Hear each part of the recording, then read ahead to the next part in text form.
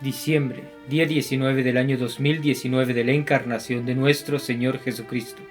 Sin novedad en la posición, la silla del bienaventurado Pedro continúa vacante desde la muerte de su santidad, Pío XII, el 9 de octubre de 1958. San Timoteo y Santa Maura, su mujer, mártires. El fuego de la persecución que encendió Diocleciano contra los cristianos no se apagó con la muerte de este emperador, especialmente en Oriente. Galerio Maximiano, yerno de Diocleciano, hecho dueño solo y absoluto de una parte del mundo, y Maximino, por sobrenombre Daca, sobrino del emperador Galerio, creado César en el Oriente el año 304, continuaron con más furor la persecución contra los cristianos, y ejecutaron en ellos crueldades nunca oídas. Entre aquel gran número de mártires se distinguieron San Timoteo y Santa Maura su mujer, así por su magnanimidad como por su constancia verdaderamente cristiano. Timoteo era de una aldea llamada Pérape, en la Tebaida. Era cristiano, de una probidad tan exacta y de una piedad tan ejemplar que su obispo le ordenó de lector, aunque este orden no obligaba a permanecer en el celibato, sin embargo pedía una pureza de costumbres y una regularidad poco comunes. Timoteo tenía la una y la otra en muy alto grado. Su celo por la religión correspondía a su piedad y a su inocencia, y la estimación universal en que estaba hacía el elogio de su eminente virtud y de su extraordinario mérito. Como la Iglesia en todos los tiempos ha dejado a los lectores la libertad de casarse, Timoteo se casó con una doncella cristiana llamada Maura, de edad de 17 años, muy discreta y de un espíritu muy superior, pero que todavía no tenía sino una devoción muy mediana. No hacía sino 3 semanas que se habían casado, cuando el gobernador de la provincia, llamado Arriano, llegó a Pérape, y habiendo mandado que se hiciese una averiguación exacta de quiénes eran cristianos, desde luego fue puesto Timoteo a la cabeza de la tropa escogida de los cristianos. Fue preso y le llevaron a un horroroso calabozo. No había faltado quien soplase al gobernador lo que era nuestro santo, pintándosele como el cristiano más celoso de toda la aldea, y como el mayor enemigo que tenían los dioses del imperio. Habiendo Arriano dado orden que se le trajesen, comenzó preguntándole por su estado, su religión, su empleo y su edad. «Soy cristiano», respondió Timoteo, «y esta es toda mi nobleza, toda mi gloria y todas mis riquezas. Mi empleo es tener la honra de leer públicamente la Sagrada Escritura a mis hermanos». «Me parece», replicó el juez, «que no sabes las terribles órdenes del emperador contra los que no sacrifican a los ídolos». «Las sé», respondió Timoteo, «sé también que es menester disponerse a acabar su vida en los más horribles tormentos, si se rehúsa ofrecer estos sacrílegos sacrificios. Y así, señor, desde luego estoy pronto a dar mi vida y mi sangre antes que cometer semejante impiedad». Una respuesta tan generosa, dada con un aire constante y determinado, aturdió al gobernador, pero no le suavizó, antes bien pareció irritarse más con ella. Y así, mostrando un semblante áspero y amenazador, le dijo: «Pues estás resuelto a acabar tu vida en los tormentos, bien pronto quedarás satisfecho, y veremos si hablas tan alto en medio de los suplicios». «¿No ves estos horribles instrumentos?». «Los veo», replicó el santo, «pero tú no ves los ángeles del Dios omnipotente, que están alrededor de mí para alentarme y fortalecerme en los suplicios». Arriano le pidió sus libros, sin duda para quemarlos, pero el santo le respondió sonriéndose que sus libros eran sus hijos, y que era preciso que un padre fuese muy inhumano para entregar sus hijos al último suplicio. Irritado el juez con una respuesta tan generosa, le hizo meter dentro de las orejas hierros hechos ascuas, cuyo efecto fue tan violento que le hicieron saltar los ojos de la cabeza. San Timoteo sufrió este horrible tormento con una paciencia heroica. Como el santo no cesaba de alabar a Dios y publicar sus maravillas, el tirano le hizo colgar por los pies de un poste, con una gran piedra atada al cuello, y una mordaza en la boca, para que no pudiese hablar. Como su paciencia en un estado tan doloroso causaba admiración a todos, no faltó quien dijese al juez que hacía poco que se había casado, y que pues nada se le conseguía con los tormentos, era menester emplear para vencerle o traerle a su partido la ternura que no podía menos de tener a su mujer. Arriano la hizo venir y empezó a intimidarla, diciendo que no había otro medio de salvar su marido que obligarle a sacrificar a los dioses, aunque no fuese más que en la apariencia. Para esto, vete tú a tu casa, ponte tus más ricas y vistosas galas, componte con todo arte, no perdones a joyas ni a perfumes, y cuenta si es menester con mi bolsillo. Maura, que a más de ser joven, estaba todavía débil en la fe y amaba a su marido ciegamente, consintió en todo. Se fue a casa, se puso el vestido de novia, y habiéndose compuesto y ataviado con todo lo que es capaz de inspirar el arte, ayudado en la pasión de aguardar en este estado, entró en el lugar del suplicio. Quedó casi pasmada de dolor al ver el lastimoso estado en que estaba su marido, y aunque se acercó a él, no pudo hablarle al principio sino con sollozos y lágrimas, pero apenas se recobró de este exceso dolor, le dijo todo lo que pudo imaginar más capaz de enternecerle, y todo lo que la pasión puede inspirar de más halagueño y más tierno para seducirle y vencerle. Consiguió que se le quitase la mordaza para que pudiese responder, pero el primer uso que hizo Timoteo de la libertad que le daban de hablar no fue sino para suplicar a Posilio, que era el presbítero de la aldea, y que se hallaba presente, que le pusiera un pañuelo en las narices para no verse precisado a percibir el olor de muerte que salía de los vestidos perfumados de su mujer, queriendo dar a entender con esto cuánto aborrecía y condenaba así el lujo enteramente pagano de su mujer como su impío y pernicioso designio. Entretanto, prosiguiendo ella en ver si podía ablandarle con sus lágrimas y ruegos y obligarle a condescender con lo que quería el gobernador, el marido fiel santificó a la mujer infiel, o a lo menos vacilante en la fe, para lo cual, dirigiendo a ella la palabra, le dijo con un tono tierno pero patético: Maura, esa que oigo hablar de este modo, ¿es una mujer cristiana o una mujer pagana? ¿Qué se hicieron aquellos sentimientos tan cristianos? ¿Dónde está aquella fe en que fuiste criada? En lugar de alentarme a que padezca por la fe de Jesucristo unos tormentos de algunas horas que deben ser seguidos de una eterna felicidad, ¿me exhortas a que prefiera una vida de algunos días a una eterna felicidad, con la cierta ciencia de haber de padecer después una eternidad de suplicios? ¿No me has de amar con ternura sino para perderme? ¿No te has casado conmigo sino para ser mi tentación? Eres cristiana como yo. ¿Por qué no has de ser también fiel? Mientras que el santo hablaba al oído de Maura, la gracia obraba vivamente en su corazón, movida de una reconvención tan justa y penetrada de un vivo dolor y arrepentimiento de su infidelidad, se puso de rodillas, hecha un mar de lágrimas, y levantando las manos y los ojos al cielo, pidió a Jesucristo que le perdonara su media apostasía. Luego, encarándose con su esposo, le dijo: Amado esposo mío, perdóname mi cobardía, mi impiedad y mi flaqueza. Bien lejos de aconsejarte que obedezcas al juez para eximirte de los tormentos, te exhorto a que sufras por Jesucristo los más terribles suplicios. Demasiado feliz sería yo si pudiese reparar mi falta con mi muerte y lograr tener parte contigo en la corona del martirio. Pero ¿qué debo hacer y qué me aconsejas que haga? San Timoteo, que al oír la generosidad con que le hablaba su mujer no podía contener el gozo, le dijo: Querida Maura, el consuelo que me procuras dar con tu conversión me hace que olvide todas mis penas. Demos gracias a Dios por el favor que nos hace, y no cesemos de publicar sus misericordias, pero no hay que perder tiempo. Anda, querida, a reparar ahora misma tu falta ante aquel que te incitó a que le cometieras. Y dile, ¿qué tan lejos estás de la solicitar a tu marido para que niegue su fe? Que tú misma estás pronta a padecer y sufrir como él todos los suplicios que es capaz de inventar su crueldad.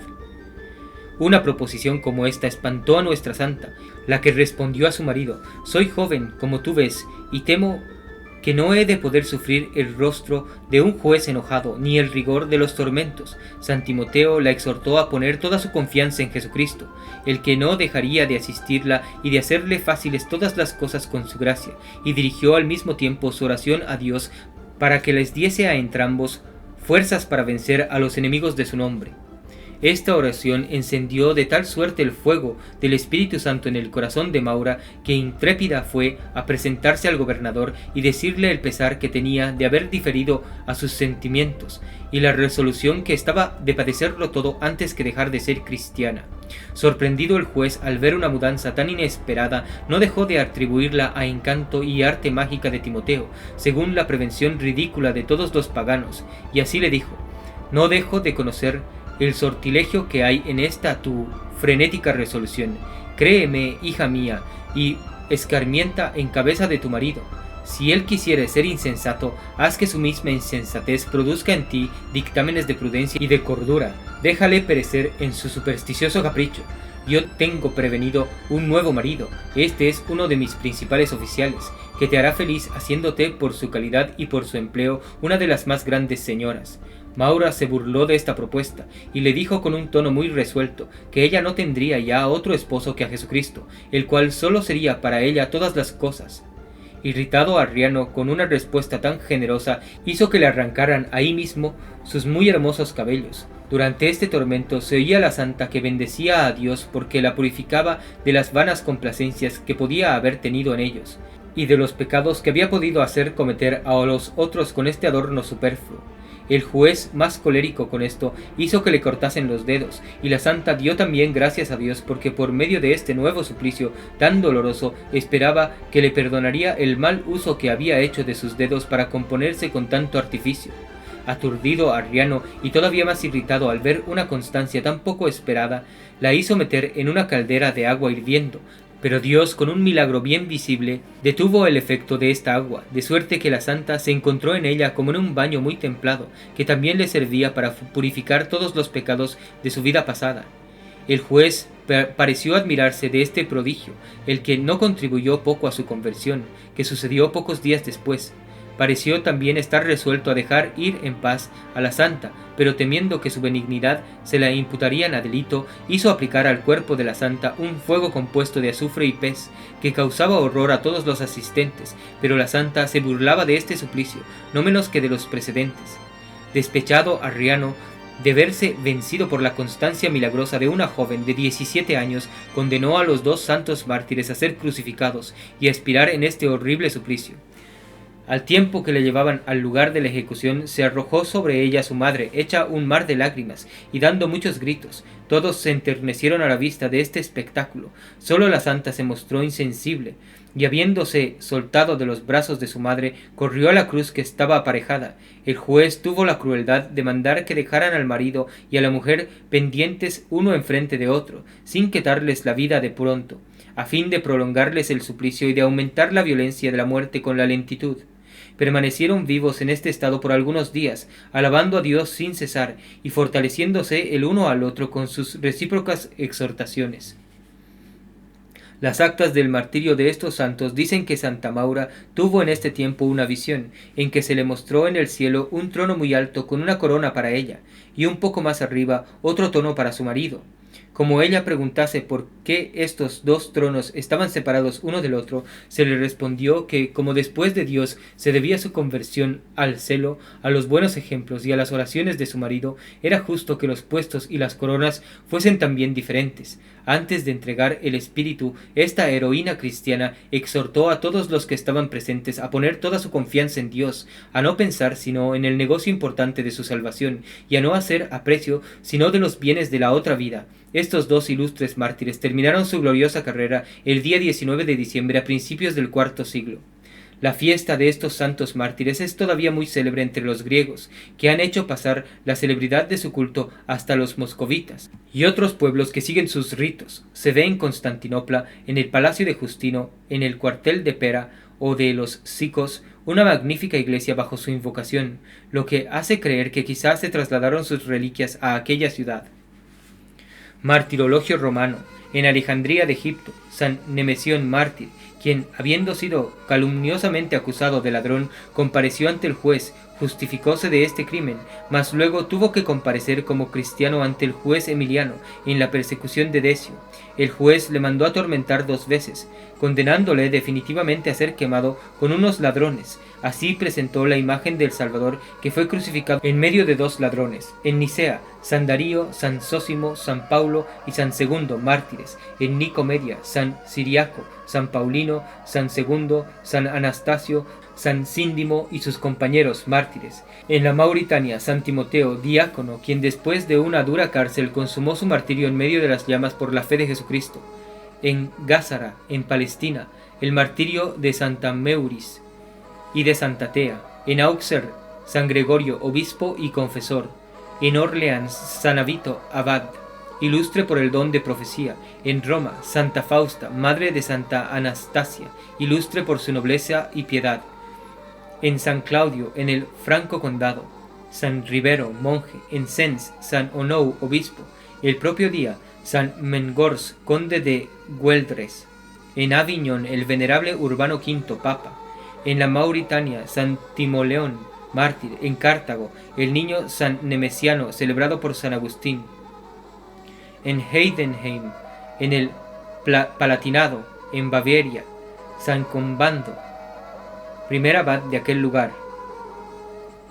La misa es del común de muchos mártires y la oración la siguiente: Señor, haced que seamos ayudados por la continua asistencia de vuestros santos mártires Timoteo y María, porque no dejáis de mirar favorablemente a los que concedéis tales socorros, por nuestro Señor Jesucristo, tu Hijo, que vive y reina contigo en la unidad del Espíritu Santo Dios, por los siglos de los siglos. Amén. La epístola es del capítulo 1 del apóstol San Pablo a los Romanos. Hermanos, yo no tengo vergüenza del Evangelio, porque es la virtud de Dios para dar salud a todo el que cree, primero al judío y después al griego, porque la justicia de Dios se manifiesta por él de fe en fe, como está escrito: el justo vive de la fe, porque la ira de Dios se manifiesta desde el cielo contra toda impiedad e injusticia de aquellos hombres que retienen la verdad de Dios en la injusticia. Nota: el designio de San Pablo en esta epístola es hacer cesar ciertas divisiones domésticas que los falsos profetas habían excitado en la iglesia romana, queriendo obligar a los gentiles a observar las ceremonias legales. Reflexiones. No me avergüenzo del Evangelio. ¿Comprenderemos nosotros mejor que Dios lo que debe ser verdaderamente para nosotros motivo de gloria o de ignominia? Cuando las humillaciones del Salvador no hicieran otra cosa que testificarnos su amor, seríamos unos ingratos, injustos y aún insensatos en avergonzarnos de ellas. Pero puesto que Dios jamás ha obrado cosa más grande que cuando las ha tomado por su instrumento, puesto que se llaman por excelencia su virtud y su fuerza, ¿dónde estará la verdadera gloria y en qué la haremos nosotros consentir, sino en revestirnos de estas mismas armas que han vencido al demonio, triunfando del pecado, adquirido las gracias de la salvación, abierto el cielo a todas las naciones y merecido una gloria inmortal a tantas almas humildes y mortificadas? Estas verdades han poblado los claustros y los desiertos, han hecho descender del trono más elevado y despojarse de las más brillantes coronas a tantos príncipes y princesas para abrazar las humillaciones de la cruz y las austeridades del Evangelio. Los Fernandos, los Luises, los Enriques, las Isabeles, las Clotildes, no se avergonzaron del Evangelio de Jesucristo, antes bien pusieron su gloria en seguir escrupulosamente todas sus máximas. Se pudo decir que ninguna cosa desacredita más a los cristianos que el avergonzarse de lo que hace todo su mérito y toda su felicidad, pues, hablando de buena fe, avergonzarse del Evangelio es avergonzarse de ser casto, justo, virtuoso, es avergonzarse de tener ingenuidad, hombría de bien, devoción, porque, en fin, ¿quién se avergüenza de esta regla de nuestras costumbres, sino unos libertinos infames por sus disoluciones y por sus vergonzosos desórdenes? Sino unas mujeres mundanas, hechas la fábula de toda la ciudad por la corrupción de sus costumbres. El Evangelio contiene los caminos de la salvación y las máximas de la sabiduría divina. Es el resumen de la religión cristiana. ¡Qué infamia! ¡Qué deshonra! ¡Qué ignominia avergonzarse de todo esto! A medida que se meditan las verdades del Evangelio, las más oscuras se desenvuelven, se hacen inteligibles al espíritu, se reconoce un Dios infinitamente bueno, infinitamente equitativo, ya sea en lo que ha hecho para curar la enfermedad del pecador o en lo que debe hacer para castigar su obstinación. Dulce estudio de las almas cristianas, que las entretiene, las vivifica y las indemniza de las alegrías pasajeras en que el mundano se ocupa, de las sutiles inquisiciones de que se alimenta el curioso, pero donde el fin no encuentra ni el uno ni el otro, sino una deplorable indigencia y una profunda ignorancia de los verdaderos bienes. El Evangelio es del capítulo 6 de San Lucas. En aquel tiempo, bajando Jesús del monte, se detuvo en el valle, y con él la comitiva de sus discípulos, y una copiosa multitud de pueblo de toda Judea, de Jerusalén y del país marítimo de Tiro y de Sidón, que habían venido a oírle, y a ser curados de sus enfermedades, y los que eran atormentados por los espíritus inmundos eran curados, y toda la multitud quería tocarle, porque salía de él una virtud y curaba a todos. Y él, levantando los ojos hacia sus discípulos, decía: Bienaventurados, oh pobres, porque es vuestro el reino de Dios. Bienaventurados los que ahora tenéis hambre, porque seréis saciados. Bienaventurados los que lloráis ahora, porque reiréis. Seréis bienaventurados cuando os aborrecieren los hombres, y cuando os separaren o os injuriaren, y despreciaren vuestro nombre como malo, por causa del Hijo del Hombre. Gozaos en aquel día, y alegraos porque vuestra recompensa es grande en el cielo.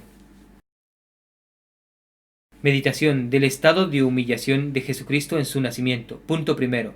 Considera que por incomprensible que sea el entendimiento humano, el misterio inefable de la encarnación del Verbo, se puede decir que nada es más pasmoso, nada da más golpe que el estado humilde en que quiso nacer el Verbo encarnado. El entendimiento se pierde en este abismo profundo en las humillaciones del Salvador del mundo, un Dios, el Ser Supremo, infinito, omnipotente, que con un solo acto de su voluntad sacó de la nada todo lo que existe, y en cuya presencia los reyes, los príncipes, los grandes, todo el universo junto es nada. Este Dios se hace niño en el seno de una virgen. El prodigio pasma, es verdad, pero habiendo determinado hacerse hombre, ¿qué madre podía escoger más digna que una virgen? ¿Qué virgen más digna que María? ¿Qué lugar más puro, más santo, menos indigno de un Dios hombre que la más santa, la más inmaculada, la más perfecta criatura que hubo jamás?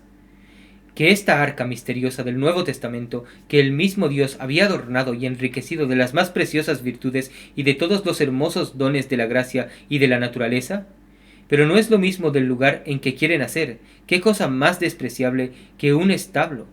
¿Qué cosa más vil que un pesebre? ¿Qué cosa más indigna que un Dios hombre que nacer en una casa vieja, toda arruinada, que solo servía de albergue a los viles animales, y no hallar un lugar en la más pobre posada? ¿Hubo jamás estado más humilde que el de Jesucristo en su nacimiento? ¿Y hubo jamás nacimiento más humilde, más oscuro, según el concepto del mundo? Sin embargo, este es el estado que el Salvador, el Señor del universo, la sabiduría increada, prefiere a todo el esplendor, a toda la magnificencia mundana. En su mano estaba nacer en el más soberbio palacio. Él es el dueño, el distribuidor, por decirlo así, de las condiciones. No hubiera sido menos salvador por haber nacido en el trono. Oh, y como esta conducta del Salvador confunde visiblemente toda la pretendida sabiduría humana. Orgullo del hombre, ¿puedes mantenerte contra el ejemplo de un Dios en su nacimiento? De un Dios que nace en el lugar más vil, en el estado más humilde, en el desprecio y en la oscuridad de un establo. Oh, y qué poco conocemos el mérito de una vida oscura. Oh, y qué mal conocemos el precio y el valor de la abyección y de la humildad. Punto segundo. Considera que para hacer bien nuestra corte a Jesucristo recién nacido y para ser bien recibidos es necesario que la humildad de corazón sea, por decirlo así, nuestro carácter, o que a lo menos sea uno de nuestros más bellos adornos. Ella es la que sobresale en el Salvador, el cual la eligió como el remedio eficaz y el contraveneno del orgullo de los ángeles rebeldes y del primer hombre caído del dichoso estado de la inocencia. Habiendo sido la soberbia el primer pecado y el funesto origen de todos los otros, el Salvador prefirió la humildad a todos los otros estados que podía haber elegido libremente. Por este motivo escogió una madre a la verdad de sangre real, pero pobre, y de una condición muy oscura. Por este motivo rehusaron recibirle en todas partes, y le trataron en todas con desprecio y con desdén. Un vil establo es su palacio, el pesebre de las bestias su cuna, unos pobres pastores los primeros a quienes manifiesta su nacimiento. ¿Es posible que nosotros creamos estos grandes misterios de las humillaciones del Salvador y que la soberbia sea nuestra pasión dominante? ¿En qué hombre, en qué condición no reina la vanidad? ¿Qué estado hay tan despreciable, tan oscuro y aún tan santo, donde no se insinúe el orgullo? Este vicio se esconde hasta debajo de los más viles trapos, penetra hasta en los claustros y en el desierto. A veces el hombre de menos nacimiento, de menos talento, de menos probidad, tiene más vanidad. Este veneno se insinúa hasta en el corazón de los que hacen profesión de piedad. Cosa extraña, la soberbia se halla algunas veces en las mismas humillaciones. Se puede parecer humilde, afable, modesto, por vanidad. No nos admiremos de que Jesucristo escogiese el estado más humilde. No podía darnos remedio más eficaz para curar esta hinchazón del corazón que su ejemplo. ¿Y qué fruto sacamos de él? Ah, Salvador y Dios mío, cómo mi soberbia me humilla cuando os considero en el lugar de vuestro nacimiento y el de vuestra muerte. ¿Cómo me atrevería yo a parecer ante vos con un corazón soberbio, hinchado, vano y en unas disposiciones tan contrarias a las vuestras? A vos toca, divino Salvador mío, hacer el milagro. Curad mi alma de la soberbia que la domina. Inspiradme vuestros sentimientos de humildad, hacedme humilde, para que en el dichoso día de vuestro nacimiento sea agradable a vuestros ojos. Jaculatorias. Venid, Señor, hacednos ver los efectos de vuestra misericordia, y dadnos vuestra ayuda.